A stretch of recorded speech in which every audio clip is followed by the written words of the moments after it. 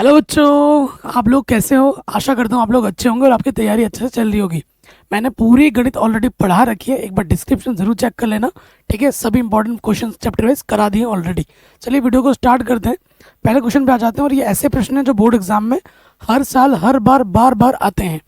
पहला क्वेश्चन है, निम्न में अपरिमेय संख्या कौन सी है। तो देखो, कोई भी अभाज्य संख्या होती है। अगर आपके पास कोई भी अभाज्य संख्या है और उसके ऊपर लग गया है अंडर रूट, जैसे 2, 3, 5, 7 है ना, 11, 13, ये अभाज्य संख्याएं होती हैं जो सिर्फ स्वयं से विभाजित हों और एक से विभाजित हों, उन संख्याओं को हम अभाज्य संख्या कहते हैं। तो 3 क्या है, एक अभाज्य संख्या और उसके ऊपर लगा है अंडर रूट, तो ये क्या हो जाएगा, एक अपरिमेय संख्या।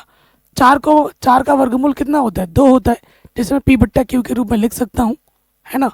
और बट्टे में जीरो नहीं है, इसको भी मैं पी बट्टे क्यू के रूप में लिख सकता हूँ, ये भी पी बट्टे क्यू के रूप में है। पी और क्यू क्या होते हैं, पूर्णांक होते हैं। तो ये तीनों प्रमेय है और ये अपरिमेय है। वेरी इंपॉर्टेंट है, हर साल एग्जाम में आता है। अगले प्रश्न पे हम आ जाते हैं। कह रहे हैं द्विघात बहुपद की घात कितनी होती है। द्विघात तो 2 घात होती हैं, तो बहुपद कितनी होंगी, 2 होंगी। द्विघात में 2, त्रिघात में 3। रैखिक अगर बोलेगा, अगर इस प्रश्न में बोल देता कि भैया रैखिक बताओ, रैखिक, तो रैखिक की जो घात होती है कितनी होती है बाबू। रैखिक की जो घात होती है वो 1 होती है। एग्जाम में आ सकता है, रैखिक की घात कितनी होती है, 1। ध्यान रखिएगा। नेक्स्ट क्वेश्चन है, कह रहे समांतर श्रेणी का अगला पद क्या होगा। अगला पद निकालने के लिए हमें क्या चाहिए होता है, सार्वंतर चाहिए होता है, पदों के बीच का अंतर। 4 में हमने कितना जोड़ा कि 10 मिल गया, 6। 10 में हमने कितना जोड़ा कि 16 मिल गया, 6। 6 में हमने कितना जोड़ा कि 22 मिल जाएगा, 6। और 22 में हम कितना जोड़ेंगे कि अगला पद मिलेगा, तो 22 में 6 जोड़ोगे तो आ जाएगा 28।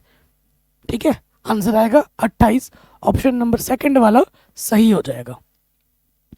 कह रहे हैं यदि एक वृत्त का परिमाप और क्षेत्रफल संख्यात्मक रूप से बराबर है तो वृत्त की त्रिज्या क्या होगी। देखो, हमारे पास एक वृत्त है, हमारे पास क्या है बाबू, एक वृत्त है। अगर मैं आपको वृत्त बना के दिखाऊं, यहाँ देखिए, हमारे पास एक वृत्त है, ठीक है। ये हमारे पास एक क्या है बाबू, वृत्त है। ये अंडा जैसा बन गया, कोई दिक्कत नहीं है। देखो, ये हमारे पास वृत्त है। मान लेते हैं वृत्त की त्रिज्या क्या है, आर है। वृत्त की त्रिज्या क्या है, आर है। कह रहे हैं वृत्त का परिमाप और क्षेत्रफल बराबर है। वृत्त का जो क्षेत्रफल है ए और जो परिमाप है वो बराबर है। वृत्त का क्षेत्रफल क्या होता है, पाई आर स्क्वायर, और वृत्त का जो परिमाप होता है वो होता है 2 पाई आर। इधर भी पाई है, इधर भी पाई है, पाई से पाई कटा। स्क्वायर का मतलब होता है 2 बार गुणा। एक आर इधर है, एक आर इधर है, कट गया। आर का मान बाबू क्या आ गया, 2 मात्रक। आर का मान होगा 2, 2 मात्रक, 2 यूनिट्स। ठीक, एकदम आराम से बन गया। अगले प्रश्न में हम आ जाते हैं। उस घटना जिसका घटित होना निश्चित है, प्रायिकता क्या होती है। तो निश्चित घटना की जो प्रायिकता होती है बच्चों, वो कितनी होती है, 1 होती है। निश्चित घटना की प्रायिकता का मान 1 होता है। अनिश्चित घटना की प्रायिकता का मान कितना होता है, 0 होता है। अगर यहीं पे लिख देता अनिश्चित घटना की प्रायिकता कितनी होती है, तो अनिश्चित घटना की जो प्रायिकता होती है वो 0 होती है। कितनी, अनिश्चित या फिर असंभव घटना, उसकी प्रायिकता क्या होती है, 0 होती है। कह रहे हैं द्विघात समीकरण को हल कीजिए। हल करना है हमें, तो हल करेंगे। माइनस का 9 इधर आके हो जाएगा प्लस का 9, वर्गमूल निकालेंगे, है ना। तो जो 9 का वर्गमूल होता है वो होता है प्लस माइनस के 3, प्लस माइनस के 3 होता है। आंसर आ जाएगा। ठीक, आराम से हो गया। अगले प्रश्न में आ जाते हैं। कॉट ए का मान इतना है तो टेन ए का मान कितना होगा। सो बहुत ही आसान है, आप क्या लिखोगे, दिया है प्रॉपर एग्जाम में जैसे लिखना है। कॉट ए हमको दे रखा है 8/15, तो 10 कितना होता है, 10 ए जो होता है वो 1/कॉट होता है, व्युत्क्रम होता है। तो 1 के बट्टे में कॉट लिखोगे 8/15, मतलब इसका उल्टा होता है। तो ऊपर वाला आ जाता है, नीचे वाला आ जाता है ऊपर, तो इसको पलट दो बस, 15 ऊपर आ जाता है और 8 नीचे आ जाएगा। ऊपर वाला नीचे, नीचे वाला ऊपर। कॉट 1 अगर 8/15 है तो 10 कितना होगा, 15/8 होगा, व्युत्क्रम होता है इसका। नेक्स्ट प्रश्न पे हम आ जाते हैं। कह रहे हैं दो समरूप त्रिभुजों की भुजा का अनुपात इतना है, उनके क्षेत्रफलों का अनुपात कितना होगा। ये क्वेश्चन आपके सिलेबस में नहीं है, फिर भी मैं करा दे रहा हूँ, ठीक है। तो देखो, यहाँ लिखोगे प्रमेय, क्योंकि सिलेबस पे नहीं है तो फट से करा देता हूँ। 6.6 में ये क्वेश्चन आउट ऑफ सिलेबस आ गया है, तो बोर्ड एग्जाम में देखा जा रहा है ना, एक आध क्वेश्चन आउट ऑफ सिलेबस दिया जा रहा है, तो इसको आप कर लीजिए। ठीक, तो क्षेत्रफल का अनुपात निकालना है। जब भी अगर आपको बोला जाए क्षेत्रफलों का अनुपात निकालो, तो क्षेत्रफलों का जो अनुपात होता है वो क्या होता है, भुजाओं का जो अनुपात दिया होता है, भुजाओं का अनुपात का क्या होता है बाबू, वर्ग होता है। तो भुजा का अनुपात क्या दे रखा है, 4। अनुपात का मतलब होता है बट्टे में, 4/5, तो इसका वर्ग कर दोगे, 4 का वर्ग 16, 5 का वर्ग 25, 16 अनुपात कितना हो जाएगा, 25 हो जाएगा। आंसर आ जाएगा 16/25। आगे बढ़ते हैं, कह रहे हैं वृत्त पर स्थित किसी बिंदु पर वृत्त की कितनी स्पर्श रेखाएं हो सकती हैं। देखो बाबू, अगर हमारे पास एक वृत्त है, हमारे पास एक वृत्त है, ये हमारा वृत्त है, और वृत्त के किसी बिंदु की बात कर रहा है स्पेशल, यहाँ पर एक मान लेते बिंदु है, यहाँ पर एक बिंदु है P, तो इस वृत्त पर कितनी स्पर्श रेखाएं खींच सकते हो आप, कितनी स्पर्श रेखाएं हो सकती हैं, तो एक ही हो सकती है। कितनी हो सकती है, एक। चित्र बना दिया, और यहाँ पर उत्तर में लिख देना, उत्तर में क्या लिख दोगे, उत्तर में यहाँ लिख दोगे एक, उत्तर में लिख दोगे एक। एक पॉइंट से एक ही स्पर्श रेखा होती है। कह रहे हैं किसी बंटन का माध्य ज्ञात कीजिए, अगर इसकी माध्यिका और बहुलक क्रमशः इतना और इतना है, तो हल में आ जाइए। ठीक, सबसे पहले हमको दिया क्या है वो यहाँ लिख लेना है, दिया है हमें दे रखा है किसी बंटन का माध्य ज्ञात कीजिए, माध्यिका और बहुलक दे रखा है। तो माध्यिका में क्या दे रखा है, दिया है माध्यिका, माध्यिका है 45, और बहुलक है हमारे पास, बहुलक हमारे पास है 13। हमें क्या निकालना है बाबू, हमें निकालना है माध्य। ठीक है, तो हम जानते हैं, हम क्या जानते हैं, चूंकि जो बहुलक होता है, बहुलक किसके बराबर होता है, 3 गुणा माध्यक होता है, उसमें से हमको 2 माध्य घटाना होता है। ठीक है, 2 माध्य घटाना होता है। तो यहाँ मान रखो बहुलक दे रखा है हमको 3, माध्य का हमें दे रखे, माध्य का बोलो या माध्यक बोलो बात एक ही है, वो हमको दे रखा है बाबू 45, और माध्य हमें निकालना है, मान लेते कि माध्य x है, तो गुणा करेंगे तो ये हो जाएगा 3 × 5 = 15, हासिल लगा 1, 3 × 12 और 1 13, माइनस का 2x। हल करेंगे, माइनस का 2x बाबू इधर आ जाएगा, क्या हो जाएगा, प्लस का 2x, 135 है इधर, और प्लस के 13 इधर आके हो जाएगा माइनस का 13। घटा देंगे तो 5 में से 3 घटाएंगे 2, 3 में से घटाएंगे 2, ठीक है, 122, 2x हो गया। ये 2 गुणे में इधर आके बाबू क्या हो जाएगा, बट्टे में 2 × 12, 2 × 2, तो हमें हमारा जो माध्य मिलेगा वो कितना मिलेगा, वो मिलेगा 61, वो मिलेगा 61। आराम से हो गया। अगले प्रश्न में हम आ जाते हैं, कह रहे हैं यदि बहुपद के शून्यकों का योग 4 हो तो a का मान क्या होगा। तो देखो दिया क्या है हमें, दिया है बहुपद,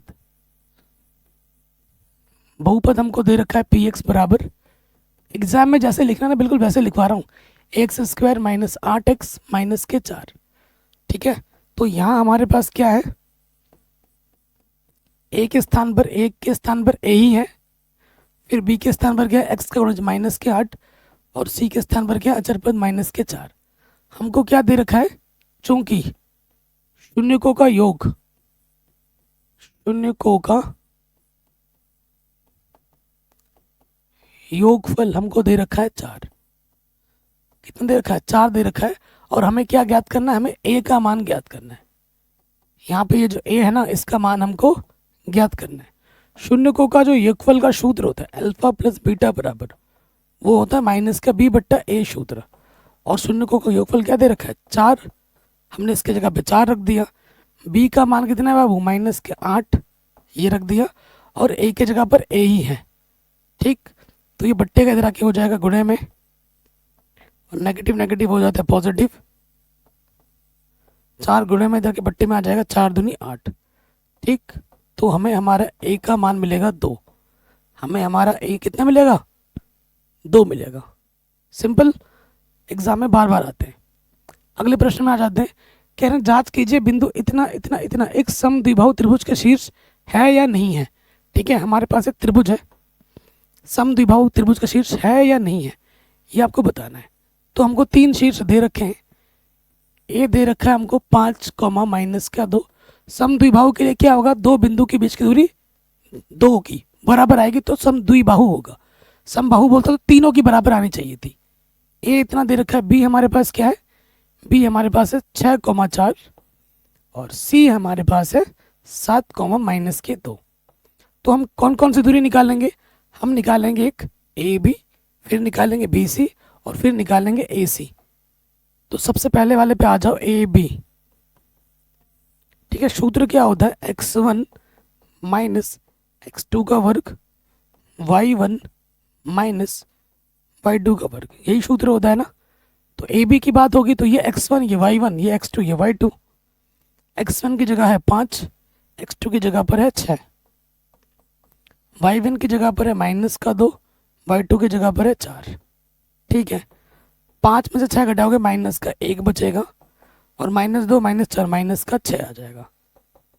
वर्ग करो, माइनस का वर्ग प्लस हो जाता है, 1 को 1 से गुणा करोगे 1, ठीक, प्लस 6 छंग 36 माइनस का वर्ग प्लस, तो यह आ जाएगा √37 मात्रक।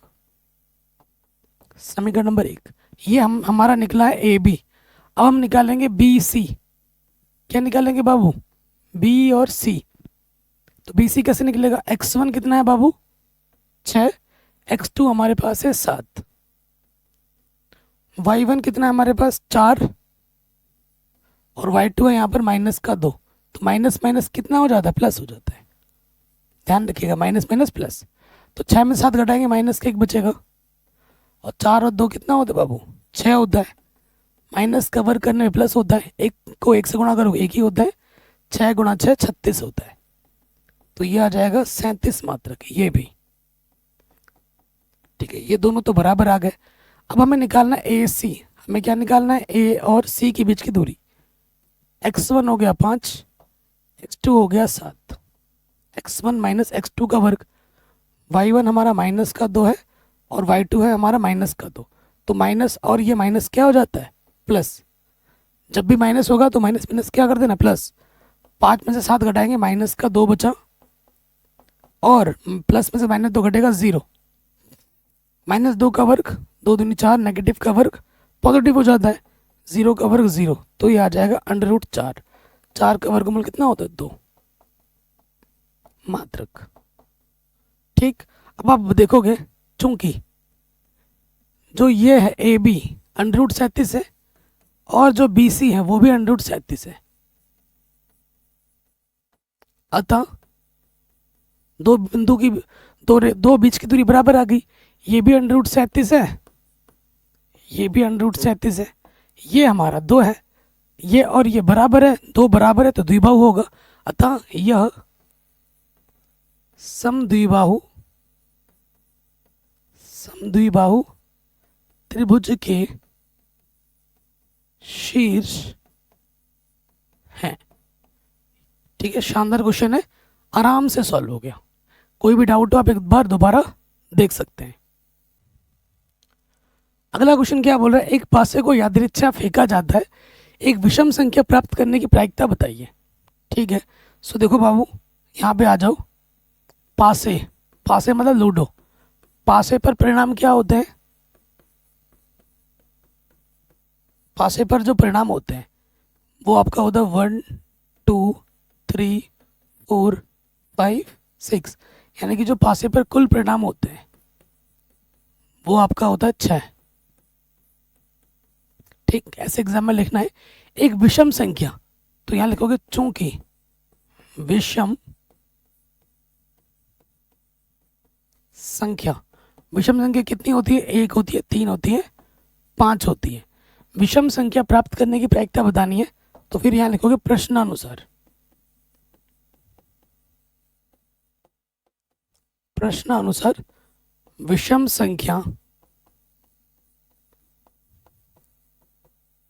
संख्या प्राप्त करने की प्रायिकता, प्राप्त करने की प्रायिकता। प्रायिकता क्या होती है? प्रायिकता का जो सूत्र होता है वो होता है आपका संभव परिणाम, संभव परिणाम बट्टे में कुल परिणाम। ठीक, तो संभव परिणाम कितना है? 1 2 3, और कुल परिणाम हमारे पास है 6। 3 एकम 3, 3 दूनी 6। आंसर आ जाएगा 1/2। ऐसा क्वेश्चन आपके एग्जाम में ना हर साल आता है, तो ये भी आपका आराम से बन गया। नेक्स्ट प्रश्न में आते हैं। कह रहे हैं 12 खराब और 132 अच्छे पेनों के मिश्रण में से एक पेन यादृच्छा खराब हो गया, एक पेन यादृच्छा खराब हो गया। मैं आपको बताता हूँ। जैसे ये देखिए, ये मेरे पास एक पेन का डब्बा है, ठीक है। इसमें पेन आप ऐसे, अगर पेन मैं आपको बोलूँ कि भैया एक पेन निकालो, और आप ऐसे एक पेन निकालते हो, और वो आपको पता है कि ये अच्छा है या खराब है, हम ऐसे देख के बता नहीं सकते जब तक आप उसको यूज़ ना करो, ठीक है ना। तो इसमें बोला है कि हमारे पास जो 12 खराब पेन है ना, 132 अच्छे पेन के अंदर मिल गए हैं, तो उनमें से आपको एक पेन यादृच्छा बिना देखे निकालना है। उस पेन की अच्छे होने की प्रायिकता क्या होगी ये आपको बतानी है। सिंपल सा क्वेश्चन है। तो यहाँ लिखेंगे दिया है, हमें क्या दे रखा है? खराब पेन। खराब पेन कितना है? 12 है। अच्छा पेन कितना है? 132 है। तो कुल पेन कितना हो जाएगा?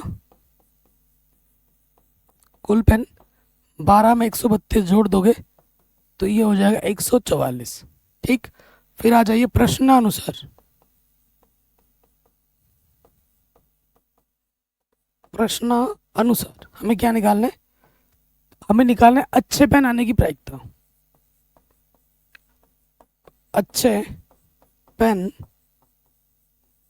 आने की प्रायिकता क्या होती है बाबू? प्रायिकता का सूत्र है संभव परिणाम बटे कुल परिणाम। तो अच्छे पेन हमारे पास कितना है? 132। 132 संभव परिणाम है, कुल परिणाम है 144। काट लो, इसको काट देते हैं तो किससे कटेगा ये? 2 सत्ते 14, 2 दूनी 4, 2 छंग 12, 2 छंग 12। फिर कटेगा ये किससे? 6 से। 6 कम 6, 6 कम 6, 6 कम 6, 6 दूनी 12। आंसर आ जाएगा 11/12। 11/12। ठीक है, यह प्रश्न भी आपका आराम से बन गया। कह रहे निम्नलिखित समीकरणों को ग्राफीय विधि से हल कीजिए। ग्राफ खींचना पे आधारित एक प्रश्न आएगा ही आएगा। और ग्राफ अगर आपको नहीं भी आता है तो मैंने 1 घंटे की वीडियो बना रखी है सिर्फ ग्राफ पे, ठीक है। अगर आप सर्च करोगे तो भी मिल जाएगा, बोलोगे तो मैं डिस्क्रिप्शन में लिंक दे दूंगा। तो ये 2 समीकरण हमको दे रखा है। ये पहला समीकरण है, ये दूसरा समीकरण है। ठीक, आपको ग्राफ खींचने के लिए हर समीकरण से आपको कम से कम 2 बिंदु निकालने होते हैं। तो यहाँ पर हम आ जाते हैं समीकरण 1 से। क्या है समीकरण 1? पहले लिख लेते हैं। समीकरण 1 हमारे पास है x + 3y = 6। ठीक है, 2 बिंदु निकालने हैं। कुछ भी बिंदु निकाल सकते हो, लेकिन x का वो मान पूर्णांक मानो कि आपको y भी पूर्णांक ही मिले, ये ध्यान रखना है। तो मैं मान लेता हूँ, माना x बराबर मैंने 0 मान लिया। तो यहाँ 0 के जगह x की जगह पे 0 रखोगे। 0 × 3y = 6। तो 0 किसी भी संख्या में 0 जोड़ते हैं वही संख्या रहती है। 3y = 6। 3 यहाँ गुणे में इधर के बट्टे में आ जाएगा, 3 दूनी 6। तो y का मान आ गया बाबू 2। तो जो पहला बिंदु होगा, बिंदु में पहले क्या होता है? पहले x होता है फिर y होता है। तो पहला बिंदु x आपने 0 माना था, y आपको 2 मिला। ठीक है, फिर दोबारा मानते हैं। अब इसी बिंदु में x की जगह 0 और y की जगह पे 2 दोबारा नहीं मान सकते। तो अब की बार मैं मान लेता हूँ, माना y = 0। मैंने क्या किया? y को 0 मान लिया। अब यहाँ रखेंगे 0, x y की जगह पे मैंने रख दिया 0। तो यहाँ हो जाएगा 3 × 0 0 होता है, 3 × 0 0 होता है। तो x में 0 जोड़ोगे x ही रहेगा। x का मान क्या आ गया? अच्छा है। तो जो अगला बिंदु आएगा, पहले x होता है, x आपको 6 मिला जब आपने y 0 माना। तो इस समीकरण से आपको आपके 2 बिंदु मिल गए। अब आ जाओ समीकरण नंबर 2 में। समीकरण 2 से, समीकरण 2 क्या है हमारे पास? 2x - 3y = 12 है। ठीक है, तो मैं क्या करता हूँ, एक्स की जगह पे 0 मान लेता हूँ। माना एक्स बराबर 0। आपको सर 0 माना तो है अभी, लेकिन ये इसमें माना है, इसमें थोड़ी ना माना है। एक ही समीकरण में रिपीट नहीं होना चाहिए, अलग अलग में रिपीट हो सकता है। तो एक्स की जगह पे 0 मानो, मान लेते हैं एक्स की जगह पे 0। तो ये क्या हो जाएगा, 2x की जगह पे 0, 3y यहाँ पे 12, तो 2 गुणा 0 0 होता है। और ये जब आप ग्राफ पेपर में बनाओगे तभी आंसर आएगा। 0 में से 3y घटाओगे माइनस का 3y, ठीक। और -3 गुणे में इधर आके बट्टे में आ जाएगा 3 चौके 12। तो y का मान आ गया -4। y का मान क्या आ गया, -4। और एक बिंदु चाहिए आपको, यदि y बराबर में 0 मान लेता हूं, अब की बार इसको 0 मानते हैं, तो क्या होगा, 2x 3 y की जगह पे आ गया 0, ठीक। तो यहाँ से क्या हो जाएगा, 2x 3 गुणा 0 0। तो देखिए 2x में से 0 घटाओगे 2x ही रहेगा, 2 गुणे में इधर के आ जाएगा बट्टे में, 2 छंग 12, x का मान आ जाएगा 6। तो बिंदु क्या मिला, इसका बिंदु तो मैंने बनाया नहीं था ना, पी क्यू आर बिंदु जो होगा, x आपने 0 माना था तो आपको y कितना मिला, -4। और इसको एश बोल देते हैं, x आपको 6 मिला जब आपने y 0 माना। तो दो अलग अलग बिंदु निकल गए। कभी कभी अब अगर इस प्रश्न में ध्यान से देखोगे तो भैया ये जो बिंदु है 6,0 यहाँ पे भी है, 6,0 यहाँ पे भी है, ये आपका उत्तर है, ये आपका क्या बाबू, उत्तर है। लेकिन ध्यान रखिएगा, जरूरी नहीं कि हमेशा उभयनिष्ठ है। ग्राफ का क्वेश्चन आपको आना चाहिए अच्छे से। जब दो रेखा ग्राफ बनाओगे तो वो प्रतिच्छेद करेंगी किसी ना किसी पॉइंट पर, और वो प्रतिच्छेद बिंदु ही आपका क्या होता है, हल होता है। अगर मैं इसकी ग्राफ बनाऊं, इधर एक्स का मान पॉजिटिव में होता है, इधर एक्स का मान नेगेटिव में होता है, ऊपर वाई का मान पॉजिटिव में होता है, नीचे वाई का मान नेगेटिव में होता है, ठीक है।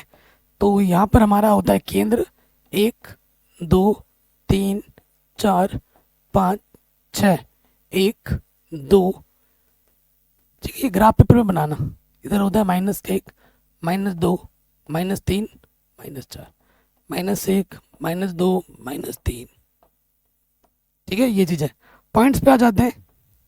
पहला वाला पॉइंट क्या है बाबू, एक्स पे 0 है और वाई पे 2 है। एक्स पे 0 ये हुआ, वाई पे 2 ये हुआ। पहला पॉइंट पी ये हो गया।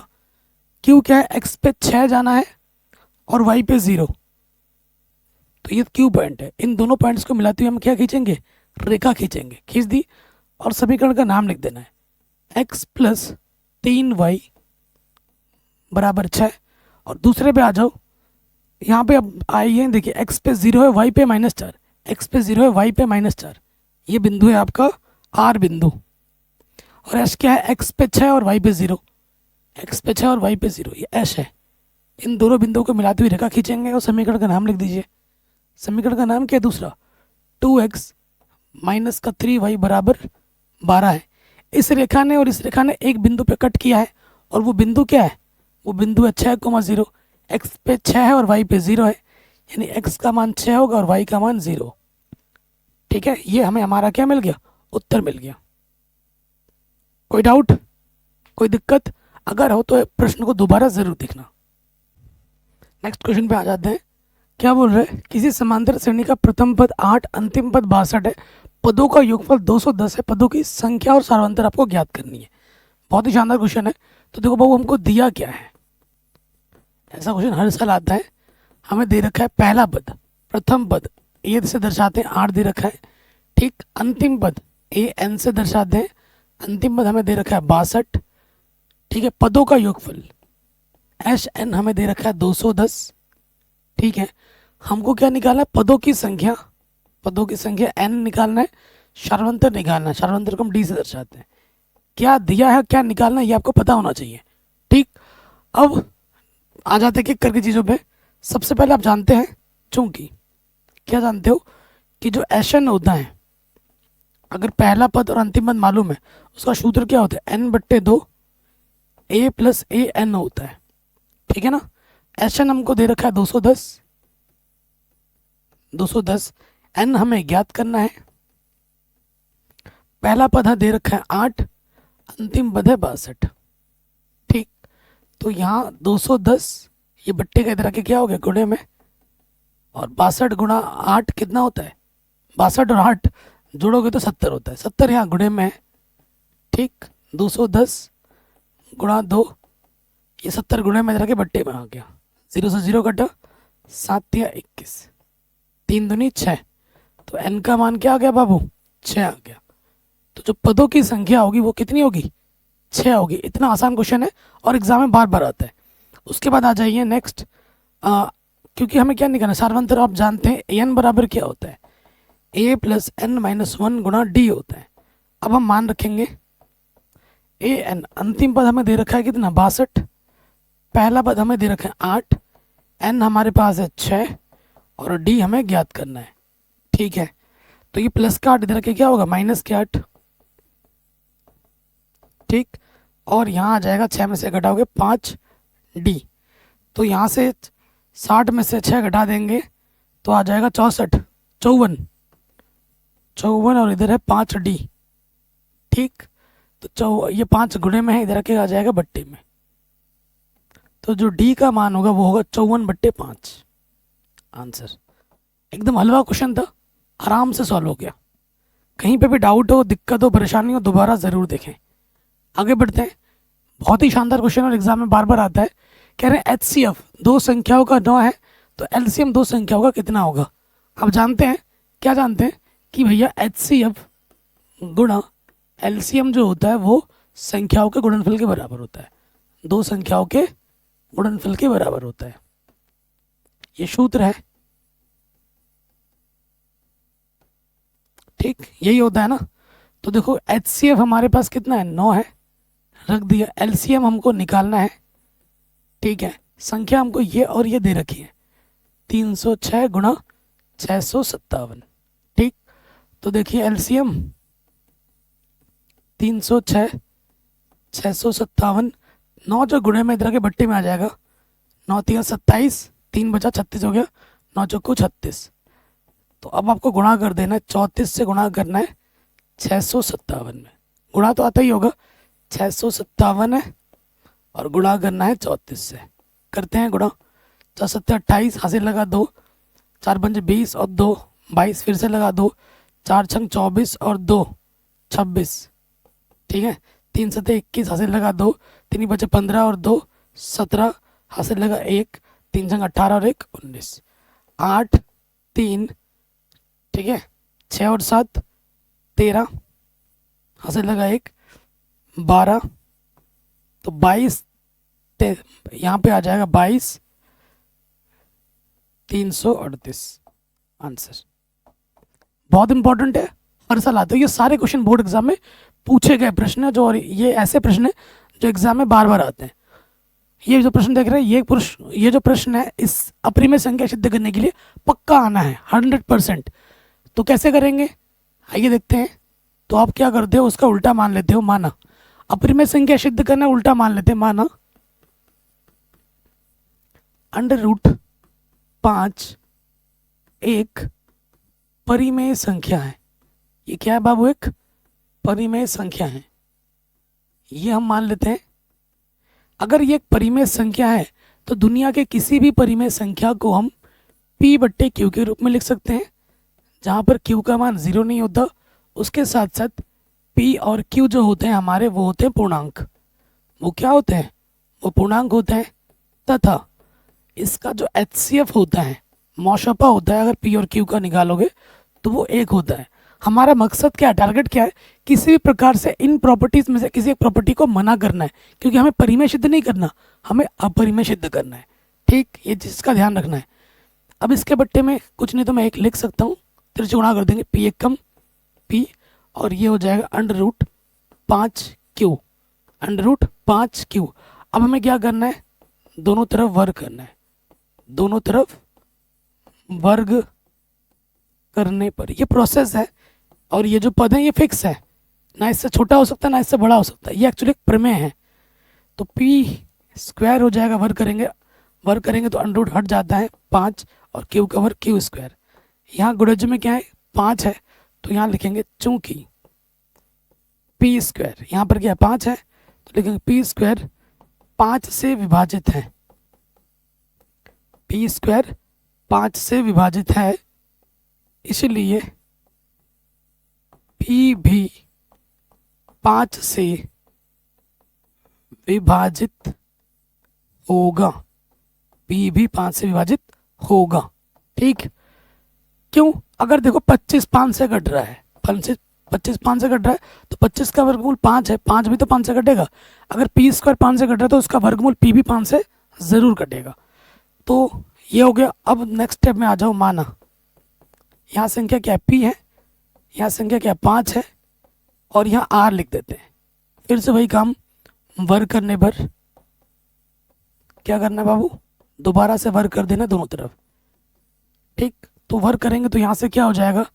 यहाँ हो जाएगा p का स्क्वायर, 5 का वर्ग क्या होगा? 25, r का वर्ग r स्क्वायर। फिर क्या करेंगे? यहाँ से p स्क्वायर का मान उठाकर रख देंगे, तो यहाँ लिखेंगे p स्क्वायर का मान रखने पर, p स्क्वायर का मान रखने पर, p स्क्वायर का मान कितना है? 5 क्यू स्क्वायर है, रख दिया। तो 5 गुणे में है, इधर आके क्या हो जाएगा? बट्टे में आ जाएगा। 5 बचे 25, तो क्यू स्क्वायर क्या आ गया बाबू? 5r स्क्वायर आ गया। आ गया। तो यहाँ देखिए इसका गुणज क्या है? 5 है, तो यहाँ लिखेंगे चूंकि क्यू स्क्वायर 5 से विभाजित है, अगर क्यू स्क्वायर 5 से कट रहा है तो इसलिए क्यू भी 5 से विभाजित होगा। ठीक, ये तो पता ही है।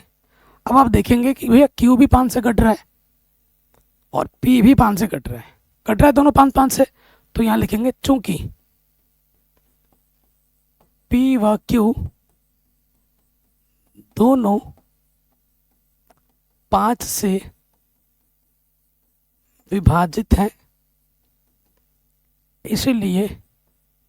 इसलिए जो HCF होगा, जो मौशपा होगा p और q का, वो क्या होगा? 5 होगा। 5 से दोनों संख्या कट रही है, जो कि 1 के बराबर तो बिल्कुल भी नहीं है, 1 के बराबर बिल्कुल भी नहीं है। अगर परिमेय संख्या होती तो परिमेय संख्याओं का HCF कितना होता है? 1 होता है। यहाँ कितना आ रहा है? 5 आ रहा है। तो जो हमने माना है कि भैया एक परिमेय संख्या है, वो यहाँ पे आके पता चल रहा है भैया हो ही नहीं सकती। अगर इसको परिमेय अगर ये होता तो HCF 1 देता, ये तो कितना दे रहा है? 5 दे रहा है, जो कि हमारे अवधारणा के क्या विपरीत है, जो कि हमारे अवधारणा के विपरीत है। इसलिए √5 एक अपरिमेय संख्या होगी। ठीक है, ये क्या होगी बाबू? एक अपरिमेय संख्या होगी। और शानदार क्वेश्चन और आपके एग्जाम में पक्का आता है। अगले क्वेश्चन पे आ जाते हैं। क्वेश्चन क्या बोल रहा है? बिंदु इतने और इतने को जोड़ने वाला रेखाखंड y अक्ष किस अनुपात में विभाजित करती है? इस प्रतिच्छेद बिंदु के निर्देशांक में ज्ञात कीजिए। ये क्वेश्चन हर साल एग्जाम में आता है, हर साल। ठीक है, हमारे पास एक रेखाखंड है। ठीक, रेखाखंड है, हमें एक बिंदु दे रखा है। ये जो बिंदु है वो है 1,-4। इसका नाम मैं a बोल देता हूँ। और ये वाला जो बिंदु हमें b दे रखा है वो दे रखा है -5, -6। ठीक है, इस रेखाखंड पर एक बिंदु है p, किस अक्ष पर? y अक्ष पर। y अक्ष के लिए x निर्देशांक 0 होता है, माना वो बिंदु क्या 0, y है। और ये बिंदु होता है विभाजन बिंदु।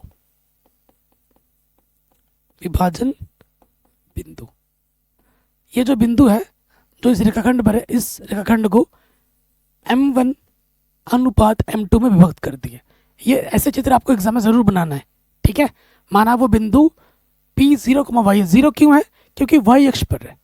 y अक्ष के लिए x निर्देशांक क्या होता है? 0 होता है। अगर यहाँ पर x अक्ष लिखा होता तो मैं क्या मानता? x, 0 मानता, क्योंकि x अक्ष के लिए y निर्देशांक 0 होता है।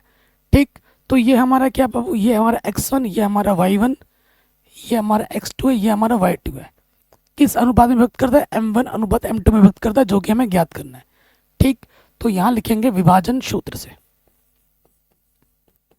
विभाजन सूत्र से क्या होता है विभाजन सूत्र?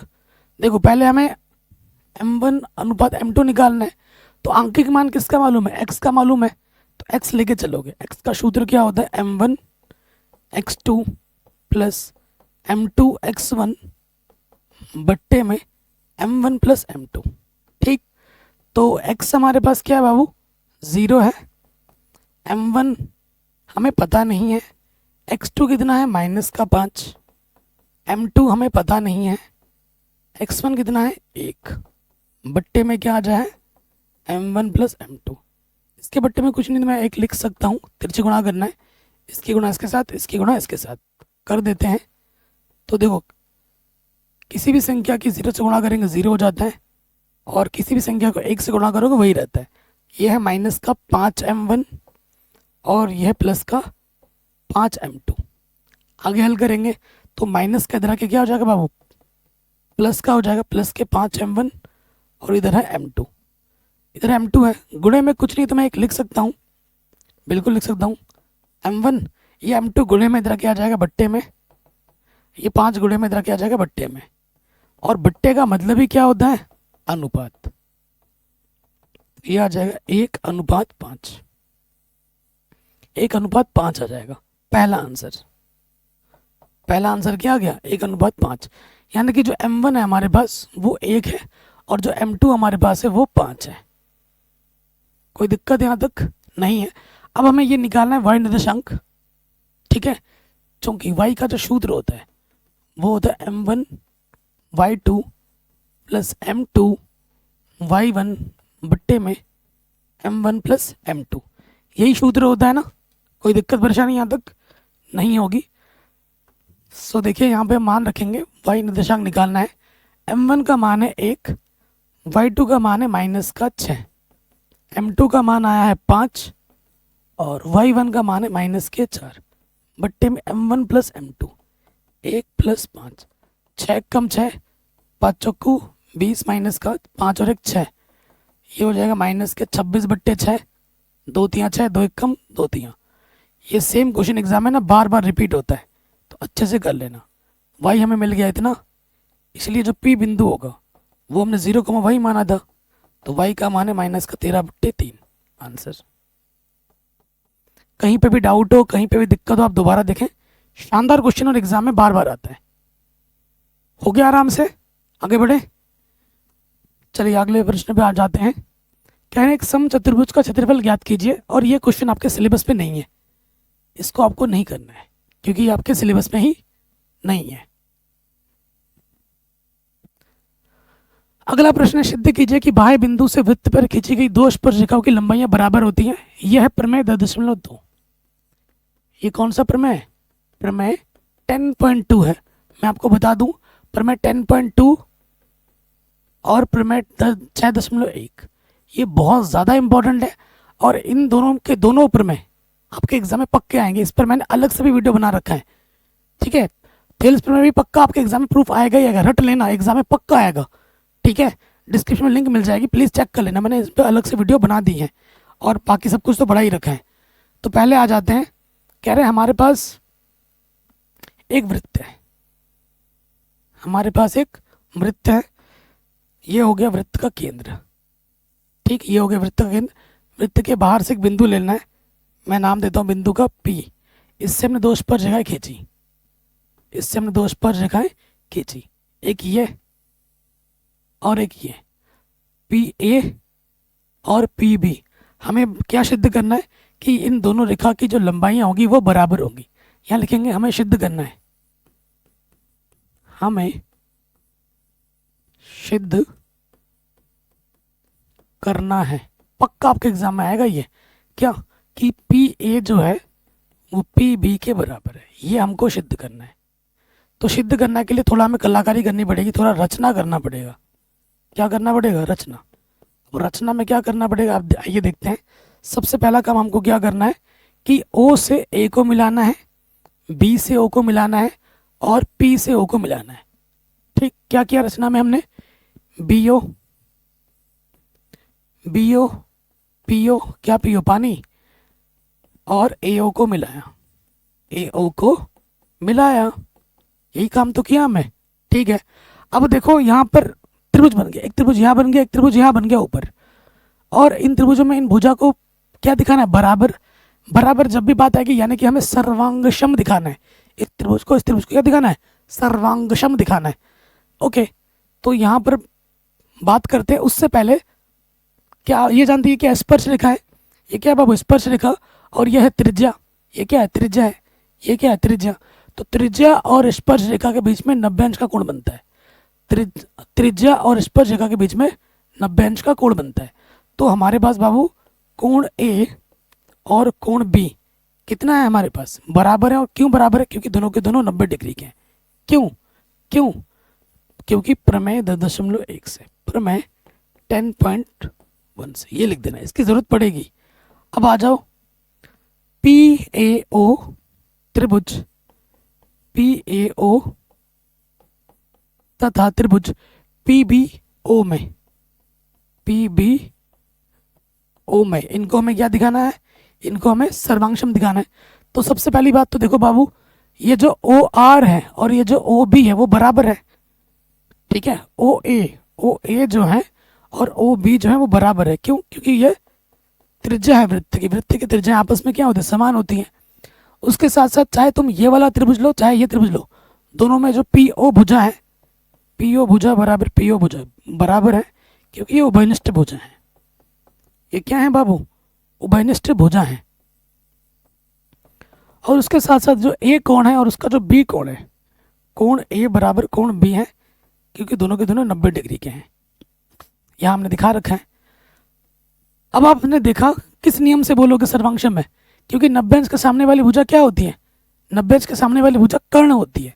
इस त्रिभुज का कर्ण और इस त्रिभुज का कर्ण बराबर है, साथ ही साथ दोनों का आधार एक बराबर है।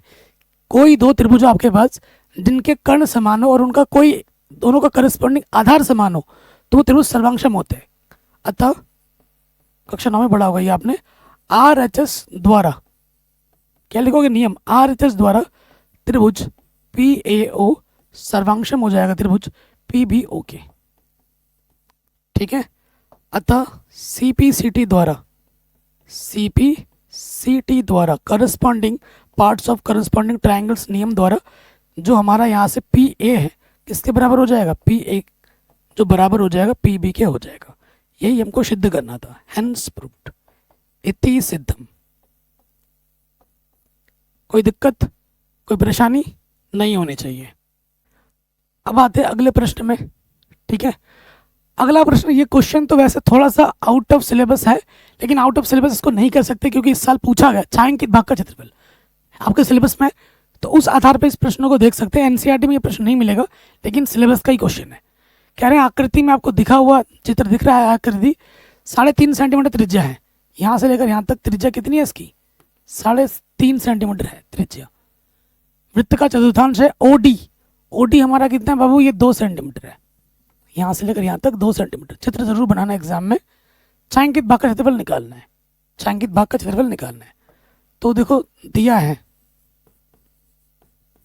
यहाँ लिखेंगे दिया है, क्या दे रखा है, त्रिज्या,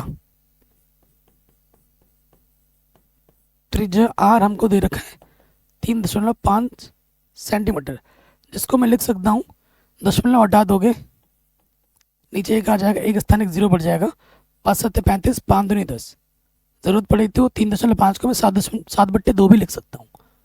ठीक, तो हमें निकालना है प्रश्नानुसार, प्रश्नानुसार छायांकित भाग का क्षेत्रफल, छायांकित भाग का क्षेत्रफल निकालना है। ठीक है, वो कैसे निकलेगा, देखो बाबू, जब इस चतुर्थांश में त्रिभुज को काट के फेंक दोगे तो ये काला काला बच जाएगा, तो यहाँ लिखेंगे चतुर्थांश का क्षेत्रफल, वृत्त के चतुर्थांश का क्षेत्रफल माइनस क्या, त्रिभुज का क्षेत्रफल। ये ऊंचाई क्या बाबू, लंबवत है, तो सूत्र क्या लगेगा, चतुर्थांश का क्षेत्रफल क्या होता है, पाई आर स्क्वायर बट्टे में 4, और ये लग जाएगा यहाँ पर 1/2 आधार गुणे ऊंचाई। ठीक है, तो पाई का मान कितना होता है 22 बट्टे में 7, त्रिज्या हमारे पास है 7/2, 7/2, और टोटल के बट्टे में क्या है बाबू 4 है। 1/2 आधार हमारे पास कितना है 3.5 को आप 3/3 को आप 5/2 भी लिख सकते हो, 7/2 भी लिख सकते हो, तो यहाँ आ जाएगा 7/2, और ऊंचाई हमारे पास है 2, ऊंचाई हमारे पास क्या है 2 है। ठीक है, तो देखो 2 से 1 2 कैंसिल हो गया, यहाँ से देखो 7 से 7 कैंसिल, 2 1 कम 2, 2 1 कम 2 कटा, 11 7 77 बट्टे 2, इसके बट्टे में है 4, और यहाँ से बचा 7/2, इसके बट्टे में कुछ नहीं तो मैं 1 लिख सकता हूँ। आप जानते हैं इसकी गुणा इसके साथ होती है, भागा इसकी गुणा इसके साथ, तो 77 1 कम 77 बट्टे में 2 गुणा 4, और यहाँ है 7/2, तो यहाँ से आ जाएगा 77/8 माइनस 7/2, लॉस ऑफ आ जाएगा 8, 2 चक्को 8, 4 7 28। ठीक है, तो 7 में से 8 घटाएंगे 9 बचेगा, और 6 में से 8 2 घटाएंगे 4 बचेगा, 49/8 सेंटीमीटर स्क्वायर आंसर आ जाएगा। शानदार क्वेश्चन है, आपके एग्जाम में आएगा जरूर। ओके, ये प्रश्न भी बन गया आराम से। आगे बढ़ते हैं अगले प्रश्न में। ये क्वेश्चन बहुत शानदार है, अभी कल भी मैंने इस प्रश्न को सॉल्व कराया था और दोबारा से आ गया। प्रश्न को पढ़ते हैं। क्वेश्चन क्या बोल रहा है, 3 वर्ष पूर्व मोहन की आयु का व्युत्क्रम अब से 5 वर्ष पश्चात की आयु के व्युत्क्रम का योग का 1/3 है, उसकी वर्तमान आयु ज्ञात कीजिए। तो ये जो क्वेश्चन है ये मैंने ऑलरेडी सॉल्व करा दिया है, कल के पेपर में भी, उससे पहले दिन पहले जो कराया था उस पेपर में भी। अगर आपको आता है तो अच्छी बात है, नहीं आता है तो वीडियो के लिंक्स में डाल दूंगा डिस्क्रिप्शन पे। ठीक है, वीडियो को जाके देख लेना। बाकी ये एनसीईआरटी का प्रश्न है, एनसीईआरटी तो मैंने पूरी ही पढ़ा रखी है। ठीक है, ये प्रश्न मैंने 3-4 बार, पिछले 3 वीडियो में 2 बार करा दिया है, तो बार बार करने का ना बोरियत फील हो रही है। ऑलरेडी करा दिया है, वेरी वेरी इंपॉर्टेंट क्वेश्चन है, प्लीज़ डिस्क्रिप्शन चेक करके जरूर देख लेना। अभी थोड़ी देर पहले भी करा दिया है, कल के पेपर में भी, और ये चैप्टर नंबर 3 का प्रश्न है। ठीक है, अगले प्रश्न में आ जाते हैं। सिद्ध कीजिए कि किसी बाह्य बिंदु से किसी वृत्त पर खींची गई स्पर्श रेखाओं के बीच का कोण स्पर्श बिंदुओं को मिलाने वाले रेखाखंड केंद्र पर अंतित कोण का समपूरक होता है। तो बहुत ही आसान क्वेश्चन है, 5 नंबर में एग्जाम में आता है बार बार। तो क्वेश्चन क्या बोल रहा है, उस आधार पर मैं चित्र बना के दिखाता हूँ, समझाता हूँ। कह रहे हैं हमारे पास एक वृत्त है, हमारे पास एक वृत्त है, ये वृत्त है, किसी बाह्य बिंदु से वृत्त पर खींचे गए स्पर्श रेखाओं के बीच का कोण। हमारे पास एक बाहर से कोई बिंदु ले लो P। प्रश्न पढ़ने में कितना बड़ा लग रहा है ना, बहुत ही आसान प्रश्न है। बाहर से हमने स्पर्श रेखा खींच दी 2, स्पर्श रेखा जब हमने खींचा तो इसके बीच में जो कोण बना है, ये बिंदु मान लो A है, ये बिंदु मान लो B है, और ये हमारा केंद्र है। ठीक, तो स्पर्श रेखाओं के बीच का कोण स्पर्श बिंदुओं को मिलाने वाले रेखाखंड द्वारा केंद्र पर अंतरित कोण जो है वो क्या है, समपूरक है। क्या है, समपूरक है। यानी कि ये वाला कोण प्लस ये वाला कोण जब जोड़ोगे तो इनका योगफल कितना आना चाहिए, 180 आना चाहिए। यही आपको दिखाना है। समपूरक क्या होता है, जब 2 कोणों को जोड़ोगे तो क्या आना चाहिए, 180 होता है, उसको हम बोलते हैं समपूरक। तो हमें सिद्ध क्या करना है, यहाँ लिख लेंगे। हमें चित्र बनाने के बाद, चित्र जरूर बनाना है, हमें सिद्ध करना है। बहुत ही हलवा क्वेश्चन है। क्या सिद्ध करना है कि जो कोण P है और जो कोण O है वो कितना है, 180 है। 2 कोणों का योगफल 180 है, उसे हम समपूरक कहते हैं। फिर यहाँ देखो PAOB, ये क्या है, चतुर्भुज है। चूंकि PAOB एक चतुर्भुज है, एक क्या है बाबू, एक चतुर्भुज है। और आप जानते हैं चतुर्भुज के चारों कोणों का योगफल कितना होता है, 360। कोण P प्लस कोण A प्लस कोण O प्लस कोण B कितना होगा, 360 होगा। मान रखो P का मान हमें पता नहीं, A का मान कितना है। अच्छा, थोड़ा यहाँ से आ जाओ, इससे पहले थोड़ा यहाँ लिख लेना, प्रमेय,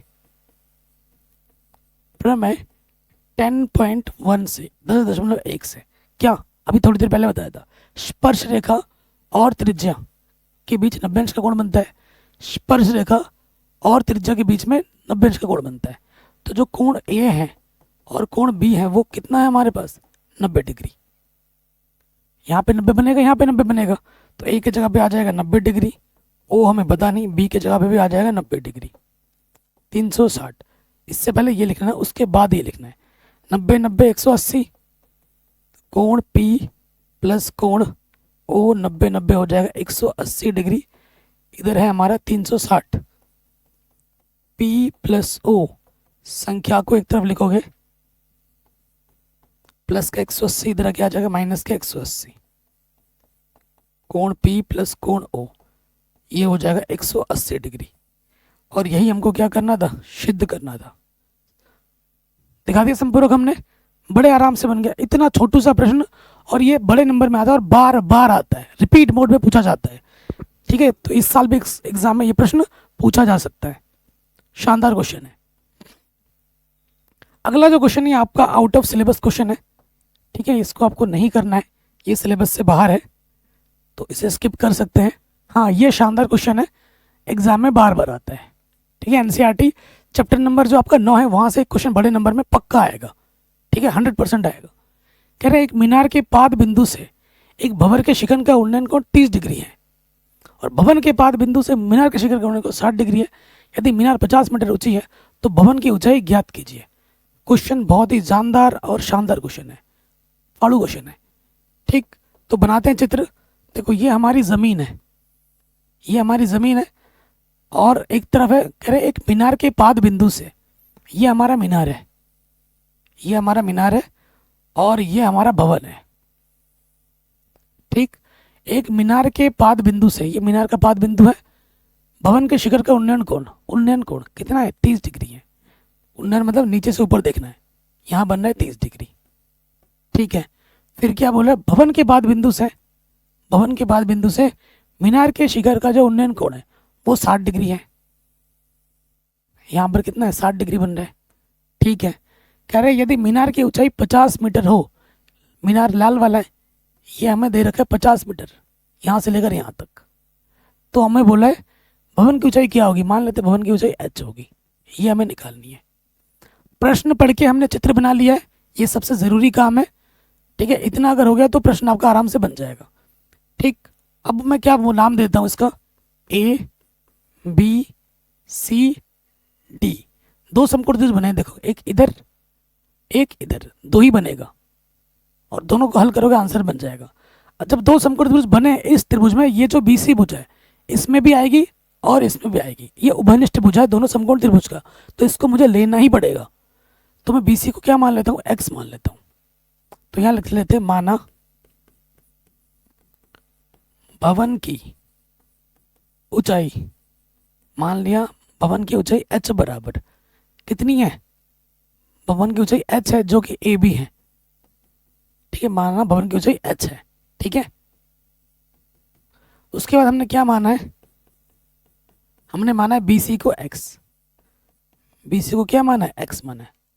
काम खत्म। अब आ जाओ, देखो छोटे वाले समकोण त्रिभुज में आ जाते हैं, त्रिभुज ABC में नियम क्या कहती है, ABC में नियम क्या कहती है कि जो पता होता है और जो निकालना होता है उसके बीच संबंध लगाओ। ये निकालना है और ये भी हमको चाहिए है x दोनों में, तो इन दोनों में संबंध लगाना है। कोण के सामने वाली भुजा लंब होती है और ये आधार है। ठीक, तो क्या हो जाएगा, AB बट्टे BC, लंब बट्टे आधार क्या होता है, लंब बट्टे आधार होता है tan थीटा, थीटा हमारे पास है 30 डिग्री। AB को हमने h बोला और BC हमारे पास x है। tan 30 का मान 1/√3 है। तिरछे गुणा करोगे x एक कम x और ये आ जाएगा h√3, तो x का मान क्या आ गया, h√3। पहला संबंध हमें h और x में ये मिल गया। अब दूसरे वाले में आ जाओ, त्रिभुज BCD में, त्रिभुज BCD में ये आपको पता है और ये आपको चाहिए होगा। ठीक है, ये पता है और ये आपको चाहिए होगा। तो आ जाओ त्रिभुज BCD में, ये पता है यानी कि DC लेना पड़ेगा बट्टे BC। कोण के सामने वाली भुजा लंब और ये हो गया आधार, लंब बट्टे आधार tan थीटा। थीटा कितना है बाबू 60, क्योंकि 90 अंश के सामने वाली भुजा क्या होती है कर्ण, ये हमारा कर्ण है और ये भी हमारा कर्ण है, ध्यान रखिएगा। तो DC हमारे पास है बाबू 50, BC को हमने x माना है और tan 60 का मान होता है √3। रखो बट्टे का तरह क्या आ जाएगा गुणे में, क्या हो गया। अब हमें क्या करना है, x का मान उठाना है और यहाँ पर रख देना है। क्या करोगे, x का मान समीकरण 2 में रखने पर यहाँ लिख देंगे, x का मान समीकरण 2 में रखने पर, समीकरण 2 में रखने पर रख दो। इधर है हमारे पास 50, इधर है √3 और x का मान क्या है h √3।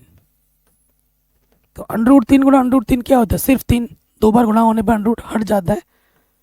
तो 3 गुणे में इधर के क्या हो जाएगा बाबू बट्टे में, तो h का मान आ जाएगा 50 √3, यानी कि जो भवन की ऊंचाई होगी वो मीनार की ऊंचाई की 1/3 होगी। कितनी होगी, 1/3। तो ये प्रश्न भी आपका बड़े आराम से बन गया। अब आते हैं अगले प्रश्न में, ठीक है। हो सकता है चैप्टर नंबर 9 के 2 प्रश्न है अथवा हमें दोनों में से कोई एक करना हो। तो और एक क्वेश्चन है जो कि एग्जाम में बार बार आता है, जो कि ये प्रश्न बार बार आता है। एक सीधा राजमार्ग एक मीनार के पाद तक जाता है, ये मीनार है और ये हमारी राजमार्ग है, रास्ता है, ठीक है। ये सीधा राजमार्ग मीनार के पाद तक जाता है। मीनार के शिखर पर यहाँ पर खड़ा एक आदमी एक कार को 30 डिग्री का अवनमन कोण पर देखता है। यहाँ पर एक कार खड़ी है, जब वो यहाँ से देखता है अवनमन कोण नीचे से ऊपर से नीचे देखने में जो बनता है कितना बनता है, 30 डिग्री बनता है यहाँ पर, जो कि मीनार के पाद की ओर जा रहा है। कार इधर से जा रहा है, पाद यहाँ से ना मीनार के पाद की तरफ जा रहा है एक समान चाल से। 8 सेकंड बाद कार का जो अवनमन कोण वो 60 हो जाता है। 8 सेकंड बाद कार यहाँ आ जाता है और अब जो अवनमन कोण है वो कितना हो गया है, 60 डिग्री हो गया है, ठीक। तो इस बिंदु से मीनार के पाद तक जाने में कितना समय लगेगा, यहाँ से यहाँ तक जाने में कितना समय लगेगा वो निकालना है। जबकि यहाँ से लेकर यहाँ तक जाने में उसको 8 सेकंड लगा है। तो ये क्वेश्चन बहुत ही शानदार और जानदार प्रश्न है। नाम देता हूं मैं A B C D। इस प्रश्न में कोई दूरी वूरी नहीं दे रखा है, ये सबसे इंपॉर्टेंट बात है, आपको समय की बात कर रहा है। लेकिन एक बहुत ही की पॉइंट है यहाँ पर। की पॉइंट क्या है कि इसमें बोल रखा है एक समान चाल, कार की जो चाल है वो एक समान है। अगर 40 की स्पीड चल रहा है ना तो वो 40 की स्पीड से ही चल रहा है, ना कम ना ज़्यादा। तो दूरी और समय में एक सही समय आपको सही संबंध दे देगा, ये इसका फ़ायदा सबसे बड़ा। तो मैं क्या करूँगा, यहाँ से लेकर यहाँ तक की दूरी को मैं x मान लेता हूँ, दूरी है ये, और यहाँ से लेकर यहाँ तक की दूरी को मैं y मान लेता हूँ, और यहाँ से लेकर यहाँ तक की ऊंचाई को मैं h मान लेता हूँ। लिख भी दो यहाँ पर, माना AB H BC Y और CD आपका क्या है, x है, ये हमने मान लिया। ध्यान रहे जो संबंध दूरी और समय में यहाँ पर होगा वही संबंध समय और दूरी में यहाँ पे भी होगा, क्योंकि कार की स्पीड एक समान है, कार एक स्पीड से जा रहा है, तो जो स्पीड और दूरी में संबंध यहाँ पर होगा वही संबंध यहाँ पे भी होगा, ठीक। तो हमें क्या निकालना है, हमें इसका समय निकालना है। चलिए तो आ जाओ त्रिभुज में। ABC में आपको मैंने बोला हमेशा 2 समकोण त्रिभुज बनेंगे, उनको हल कर लो, आंसर आ जाएगा। तो ये पता है और ये भी आपको चाहिए। तो AB बट्टा BC, कोण के सामने वाली भुजा लंब बट्टे आधार tan थीटा, थीटा हमारे पास है 60 डिग्री। तो AB का मान हमारे पास है h और इसका मान है x। tan 60 का मान होता है √3, तो ये बट्टे का इधर आगे आ गया गुणे में, h बराबर आ गया √3x। अब आ जाओ बड़े वाले समकोण त्रिभुज में, त्रिभुज ABD में, ठीक।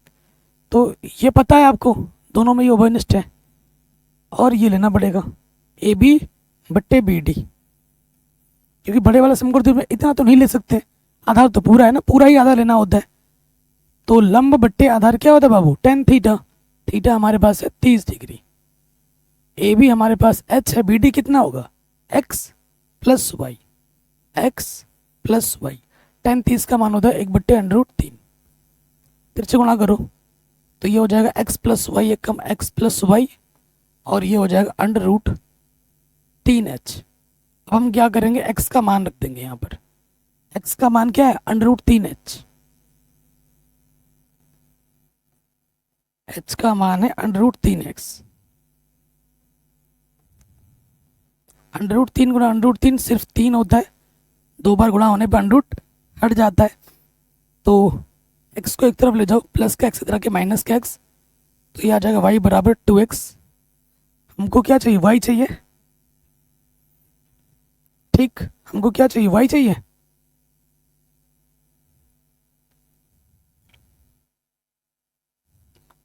ठीक है, अब आ जाते हैं 8 सेकंड बाद कार का भ्रमण कोण 60 हो जाता है। ठीक है, तो यहाँ से यहाँ तक पहुँचने में क्या समय लगेगा। ओके, इसको x बोला, इसको y। कहीं पर कोई दिक्कत परेशानी तो नहीं है हमारे पास। h बट्टा, हाँ हमने गड़बड़ कर दी है, हमने गड़बड़ कर दी, थोड़ी सी गड़बड़ कर दी है। आपने नोटिस किया होगा हमने गड़बड़ यहाँ पे की है, यहाँ पे गड़बड़ की है। ठीक है, और इस वजह से यहाँ पे भी गड़बड़ आ रहा है, यहाँ पे भी गड़बड़ आ रहा है। नज़र हटी दुर्घटना घटी। अब मैं इस वीडियो को ऐसे ही डालूंगा। कई टीचर होते हैं अपनी गलती नहीं दिखाते, हम ऐसे नहीं है, गलती हम इंसान है, इंसानों से ही गलती होती है। ठीक है, इसीलिए रिवीजन मतलब क्वेश्चन सॉल्व करने के बाद एक बार रीचेक करना बहुत ज़रूरी है। आपको लगता है कि मैं सही कर रहा हूँ, लेकिन आपसे गलती हो जाती है, आपको एहसास नहीं होता है। ए बी हमारे पास एच है और बी सी हमारे पास वाई है, हमने एक्स रख दिया था, बी सी हमारे पास वाई है। 10 60 का 1 √3 है, ये गलती हमसे हो गई थी। ठीक है, वाई एक्स की जगह पे अपने वाई रख दिया था, बाकी सब सही है, बाकी सब सही है। अब एच की जगह पे हम मान रखेंगे √3y है, √3y, ये गलती हुई हमसे। ठीक है, ये गलती हुई थी, √3 और √3 सिर्फ 3y। ओके, चलिए अब प्लस का वाई इधर के माइनस का वाई हो जाएगा, x बराबर 2y आ जाएगा। हमें y चाहिए, तो y बराबर बाबू क्या हो जाएगा, ये जो 2 है गुणे में इधर के आ जाएगा बट्टे में, तो y बराबर हो जाएगा x/2, y बराबर हो जाएगा x/2। ठीक, ये संबंध है हमारा दूरी में, तो समय में क्या होगा, समय में संबंध। ठीक है, तो आपको y निकालना है, x आपको दे रखा है 8 सेकंड, 2 चौको 8, तो y आपका आ जाएगा 4 सेकंड। ठीक है, तो कार को यहां से लेकर यहां तक पहुंचने में कितना समय लगेगा, 4 सेकंड लगेगा। तो ये हमें हमारा उत्तर आराम से मिल जाएगा। कोई भी डाउट हो आप एक बार दोबारा देख सकते हैं। अगले प्रश्न में हम आ जाते हैं, बहुत ही शानदार क्वेश्चन है। ठीक, कह रहे हैं बारंबारता बंटन के लिए माध्यिका ज्ञात कीजिए। 40 से कम, 40 से 45, 45 से 50, 50 पे 155। देखो 145 पे खत्म हो रहा है, 145 से स्टार्ट हो रहा है, तो वर्ग अंतराल सही दे रखा है। ठीक, बारंबारता एक का कॉलम ये है, तो हमें क्या चाहिए होता है, संचयी बारंबारता चाहिए होता है। संचयी बारंबारता को अंग्रेजी में कम्युनिटी फ्रीक्वेंसी कहते हैं, इसलिए इसको CF से दर्शाया जाता है। यहाँ लिखते हैं हम कुल। संचयी बारंबारता क्या होगी, पहला वाला एज इट इज लिखते हैं, 4 है, 4 में 7 जोड़ोगे 11, 11 में 18 जोड़ोगे तो ये हो जाएगा 29, 29 में 11 जोड़ोगे 40, 40 में 6 जोड़ेंगे 46, 46 में 5 जोड़ेंगे तो 51। इन सबको भी जोड़ोगे तो यहाँ आ जाएगा 51। और f के कुल योगफल को हम n से दर्शाते हैं। यहाँ जितना होता है यहाँ पे भी उतना ही होना चाहिए। ठीक, अगले स्टेप में आ जाते हैं, क्या करते हैं, n/2 निकालते हैं। n क्या है, 51/2, यानी कि 2 दूनी 4, 2 पंजे 10, 2 पंजे 10, 25.5 आया है। तो आपको CF में 25.5 से जस्ट बड़ा ढूंढना है, तो 25.5 से जस्ट बड़ा 29 है, इसी की सीध में 18 है, और इसी की सीध में क्या है, 145 से 50 है। अतः माध्यक वर्ग, माध्यक बोले या माध्यिका बोले बात एक ही है।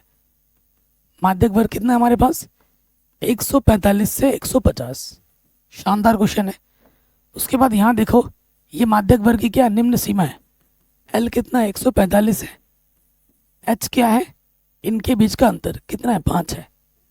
अब इसी सीध में देखो एफ के सीध में मिला है ना, तो ये एफ होता है, और जहाँ से आपने ढूंढा था उसके जस्ट ऊपर वाला आपका क्या होता है सी एफ।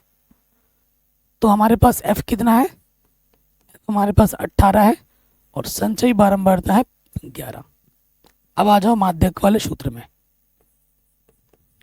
चूंकि माध्यक या माध्यिका एक ही बात है, माध्यक बराबर क्या होता है एल प्लस एन बट्टा 2 माइनस का सी एफ गुणे एच बट्टे में एफ। रखो यहाँ पर एल का मान हमारे पास है 145, एन बट्टा 2 हमारे पास है 25.5, सी एफ हमारे पास है 11, एच हमारे पास है 5, और एफ हमारे पास है 18। ठीक है, इसको हल कीजिए। 25.5 में से 11 घटाओगे, ये आ जाएगा 14.5 गुणे 5 बट्टे में 18। ठीक है, बट्टे में 18। तो अब इसको हल कीजिए, कटेगा तो 14.5 पा बचे 25, हासिल लगा 2, 14 बजे 70 और 2 72 बट्टे में 18। अब आपको भाग देना 18, 18 चौके 72, तो 18 से भाग देना है 72.5 में, 18 चौके 72। ठीक है, पूरा पूरा चला गया। अब दशमलव यहाँ लगा देंगे, 0.5 नीचे आ जाएगा, छोटा पड़ रहा है, 1 0 बढ़ा देंगे, यहाँ पे 0 बढ़ाना पड़ेगा। 18 दूनी 36, 18 दूनी 36। ठीक है, तो 10 में से 6 घटाएंगे 4, और 4 में से 3 घटाएंगे 1, यही दशमलव के 2 स्थान तक आ गया, वही बहुत है। तो ये कितना है, ये हमारा है 145, और इसको भाग दिया दो 4.02, 145.00 में हमें जोड़ना है कितना, हमें जोड़ना है 4.02, जोड़ दो 0 2 2 0 0 0, 5 और 4 9, तो आंसर आ जाएगा 149.02। ठीक है, तो इस वीडियो में मैंने आपको पूरा पेपर समझा दिया है। वेरी वेरी इंपॉर्टेंट क्वेश्चन है, और ये सभी प्रश्न आपके एग्जाम में बार बार पूछे जाते हैं। पूरी एनसीईआरटी वगैरह मैंने करा रखी है, चैप्टर में इंपॉर्टेंट क्वेश्चंस करा दिए। एक बार डिस्क्रिप्शन प्लीज़ खोल के देखिए, और इस वीडियो को अपने दोस्तों के साथ प्लीज़ शेयर करें। जय हिंद, अपना ख्याल रखें।